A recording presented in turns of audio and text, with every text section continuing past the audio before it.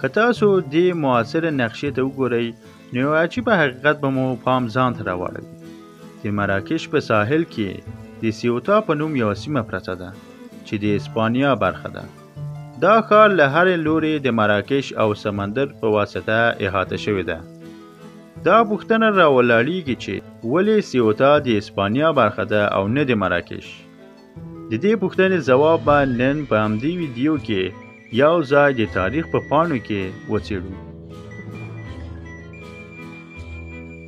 سلامونه دوستانو، د پښتو پوهې چینل ته ښه راغلاست. په دې ویډیو کې به د نړۍ تر ټولو اوږدې معاصرې په اړه خبرې کوو. هغه معاصره چې یوازې لومړۍ مرحله 26 کاله دوام درلود. د سیوطا معاصره. د سیوطا لومړۍ معاصره په 1694 کال کې پیل شوه چې د مراکش لخوا په ښه ډول سنجول شوې وه. د دې پر ځای چې یوازې د ښار د دیوالونو شاوخوا یو دودیز کمپ جوړ کړي، سلطان اسماعیل ابن شریف په دې سیمه کې ټول ښارونه جوړ کړل چې پکې کرنیزې ځمکې هم شاملې وې تر څو خپلو ځواکونو ته پوره ملاتړ برابر کړي. دا کار مراکشیانو ته چې په خپله خاوره کې جنګېدل آسانه کړ چې اوږده معاصره وساتي. کله چې د سیوطا اوسیدونکو ولیدل چې شاوخوا پراخې ځمکې او ودانۍ جوړیږي نو دوی له مادرید څخه د مرستې غوښتنه وکړه. مادرید چې مناسب ځواک نه درلود چې په مراکش کې د څو کلونو لپاره کیمپ وکړي، خو بیا یې هم یو ځواک راټول کړ چې پکې اندلسیان، پرتغالیان او اسپانیایان شامل وو. د سیوطا ځواکونه دومره قوي نه و چې د ځمکې له لارې محاصره ماته کړي، او مراکشیان هم دومره قوي نه و چې ښار ته د سمندر له لارې د اکمالاتو مخه ونیسي. پایله یو داسې وضعیت شو چې څو لسیزې دوام وکړ. د سیوطا د محاصرې اوږدېدو لپاره یو شمېر عوامل شتون لري. لومړی د دفاع کوونکي ځواک په منځ کې اختلافات موجوده وه. هغه مخلوط ځواک چې د سیوطا د دفاع لپاره لیږل شوی و یو پر بل باندې سخت بې باوره وه.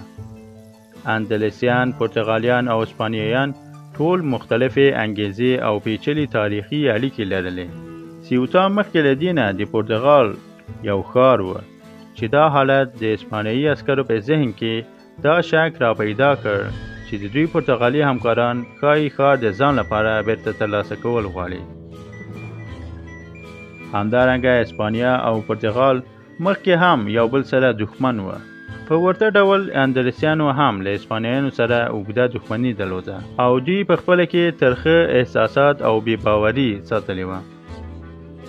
دا حالت د دې سبب شو چې دفاع کوونکي ځواکونه په بشپړه توګه یو پر بل باندې تکیه ونه کړي او د محاصرې ماتولو لپاره کومه اغیزمنه مقابله ونه کړای شوه.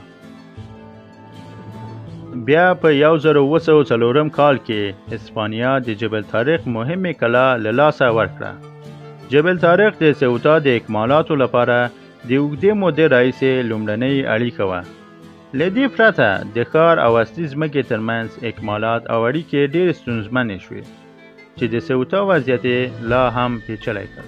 وروستۍ مسله دا وه چې مادرید له سیوطا څخه ډېرې مهمې مسلې لرلې. 1701 کال کې اسپانیا د جانشینۍ جګړه پیله شوه چې اسپانیا یې په نړیواله جګړه کې ښکېله کړه.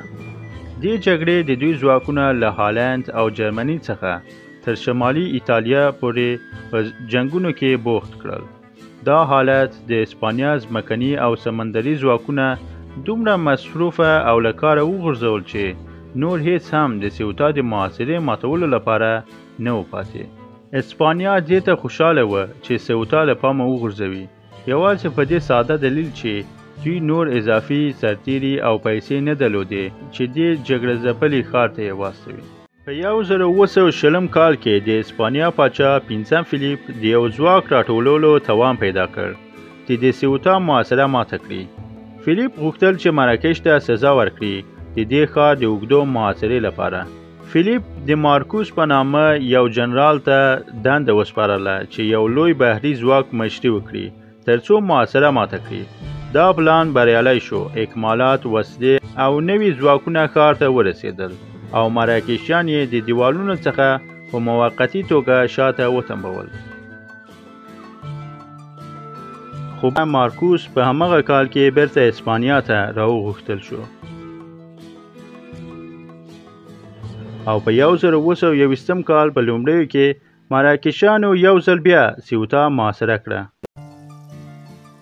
د محاصرې دا دوهمه مرحله تر 1920 کال پورې دوام وکړ. دا تر هغه وخته پورې و چې سلطان اسماعیل ابن شریف وفات شو او محاصره په بشپړ ډول له منځه لاړه.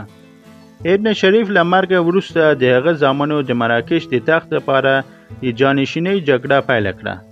دا د ګډوډۍ په دې وخت کې و چې محاصره د مراکشي د سلطانانو ترمنځ د خپلمنځي جګړو له امله پای ته ورسېده.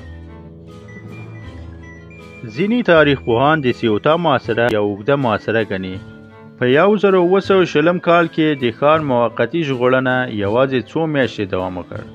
که چیرې دا محاصره یو پیوسته پیښه ګڼو چې څو مرحلې لري، نو دا حیرانونکې محاصره 33 کاله دوام کړی. حتی که محاصره په 2 جلا برخو ویشو، د سیوطا لومړۍ محاصره لا هم 26 کاله دوام کړی دی. هر ډول چې حساب وکړو، د سیوطا محاصره د تاریخ تر ټولو اوږده محاصره ده. که ویډیو مو خوښه شوې وي، لایک او سابسکرایب مه هېروئ. مننه.